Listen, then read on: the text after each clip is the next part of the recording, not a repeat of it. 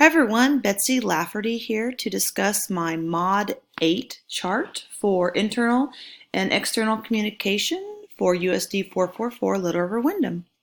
In this assignment, we were asked to use a digital resource to create our charts. As I was going through the different resources, I discovered that I could create my own chart using the Glyphy app. It was a bit hard for me to wrap my head around using some of the different templates, so I just decided my best option would be to create my own.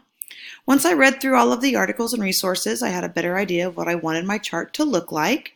Since I decided to create my own and not use a standard template, Glyphy was a great choice, and it was really very easy to organize my thoughts and then create my chart. I defined my two publics as internal and external.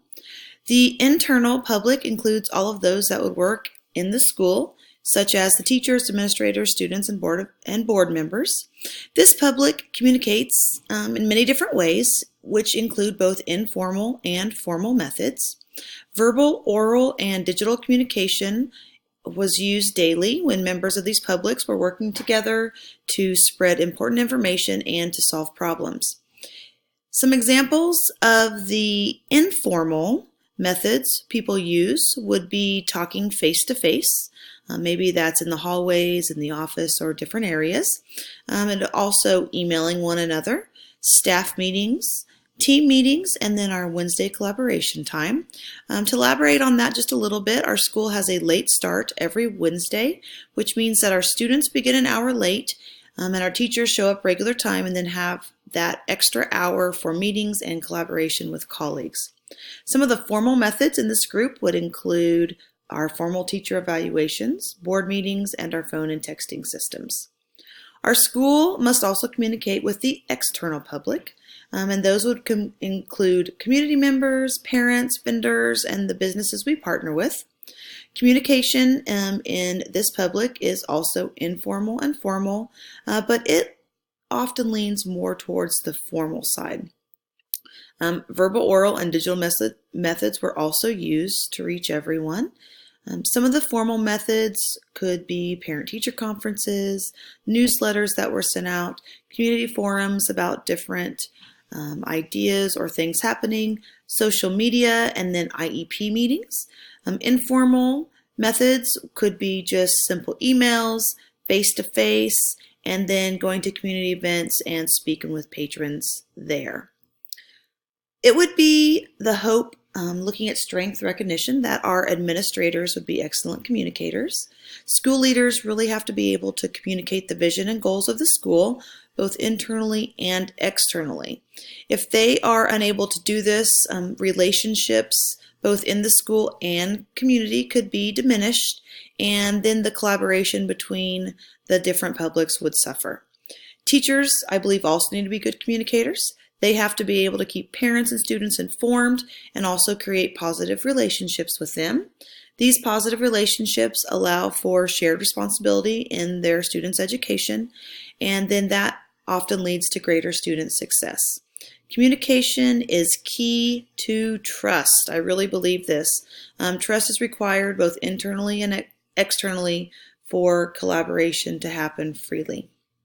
Some of the weakness concerns I had were it's my belief that we need to work with parents and students and offer them methods to both keep them informed and ways that they can communicate back to the school. Often issues or misunderstandings that occur are a result of poor communication. Communication can also not just be a one-way street. We can't just be sending information out. It also must be or create a two-way dialogue. This allows schools to listen and be receptive to feedback and then grow as an organization. I believe it's also important to be consistent in communication. If we are not and only send out info sporadically or when things are going wrong, parents, students, teachers, community members might feel as though they're out of the loop and lose trust. To remedy this, I believe it's imperative to use multiple forms of communication, and we can use digital forms such as email and social media, as well as written, sending out letters, grades, things like that, emails, and then also orally by phone communication and face-to-face meetings. As I look back and analyze my chart, I feel that it really does a nice job of separating the two different publics that I was defining. I did find it, hard necessarily to fit every little thing in, or every item, but I really feel like it does support the main ideas of each subgroup and the different ways that they communicate. Communication is just the key to success in a school's vision and goals. Multiple forms of communication have to be used to reach all the different constituents, both internally and externally. And meaningful relationships are built on trust, and trust is then a byproduct of consistent and truthful communication. Issues we communicate are not always easy to talk about or share, but if we can reach out and share about what is good about our school and our students, then we will more than likely be able to talk about the tough issues and then be able to collaborate about them and find solutions. This assignment really allowed me to look at the different publics I will have to reach out to as a school leader, and then the many different ways that I could accomplish that meaningful communication.